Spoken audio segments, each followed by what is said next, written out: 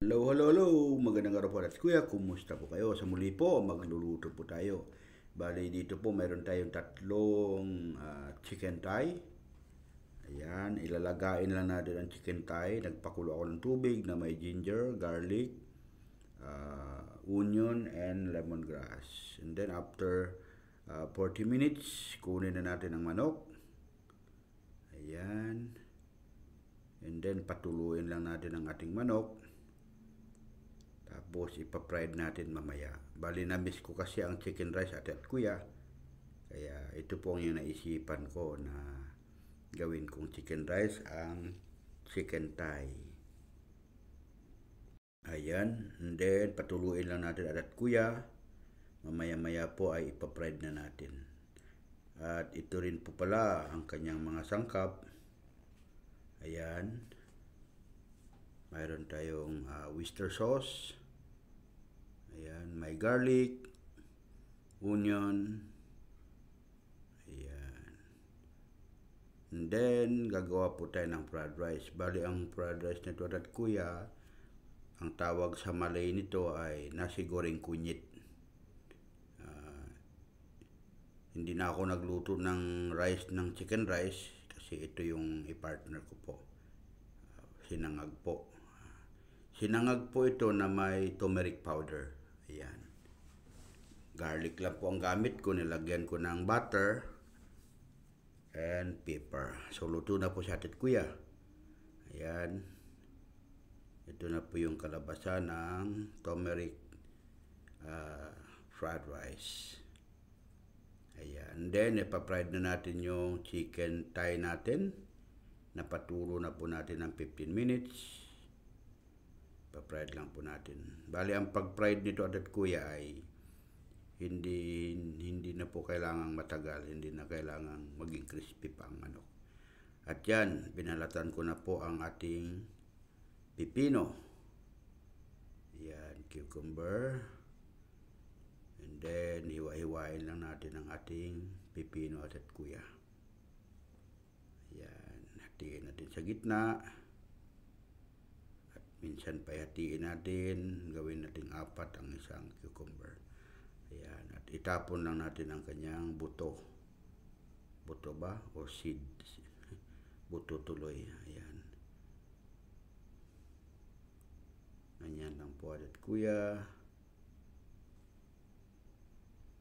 Tapon lang natin ang kanyang mga buto-buto. Ayan. Gasan muna natin. Then, puputulin na natin at kuya. I-cut lang natin ng manipis-nipis. Yan. Ganito lang po.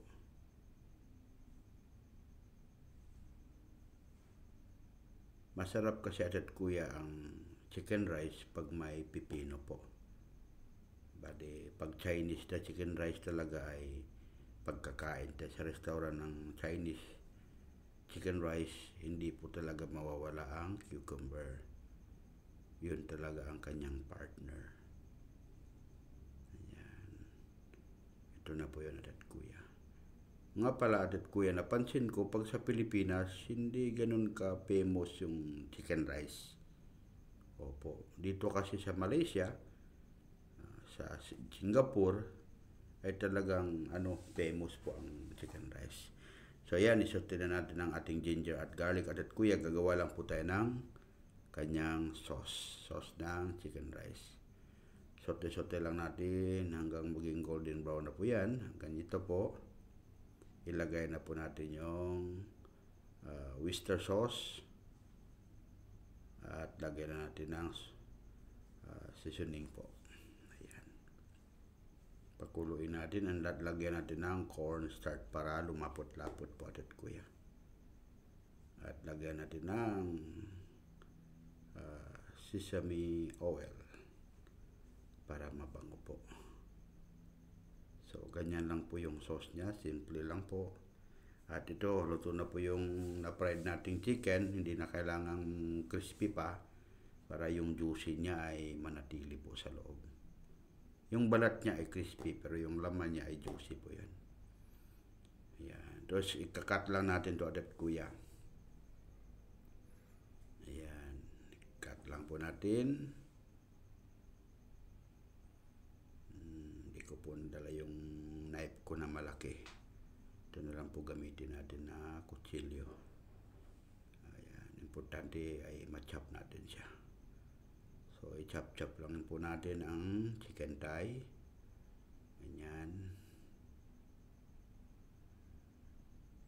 Sarap ng kain ngayon. Kasi na-miss namin yung chicken rice. Kaya yan.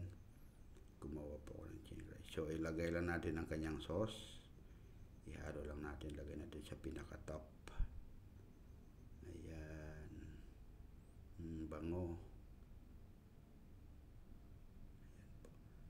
So, ito na po yung kalabasan niya at kuya.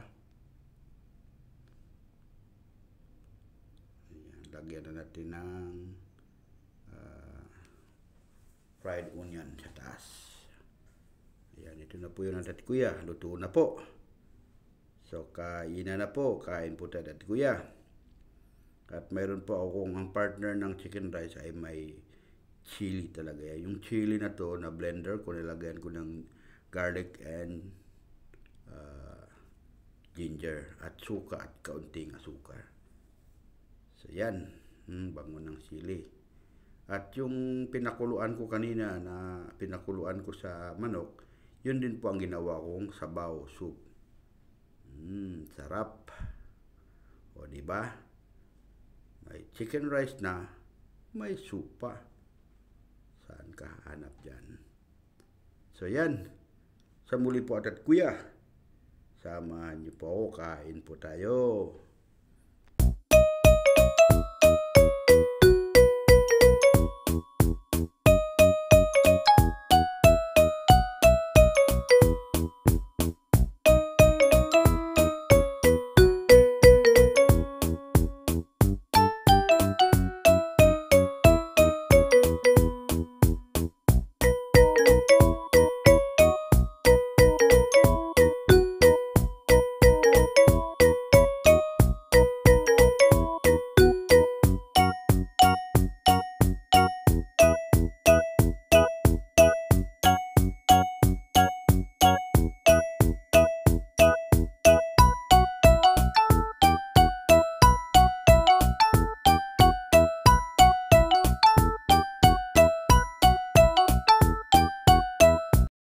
Ayan.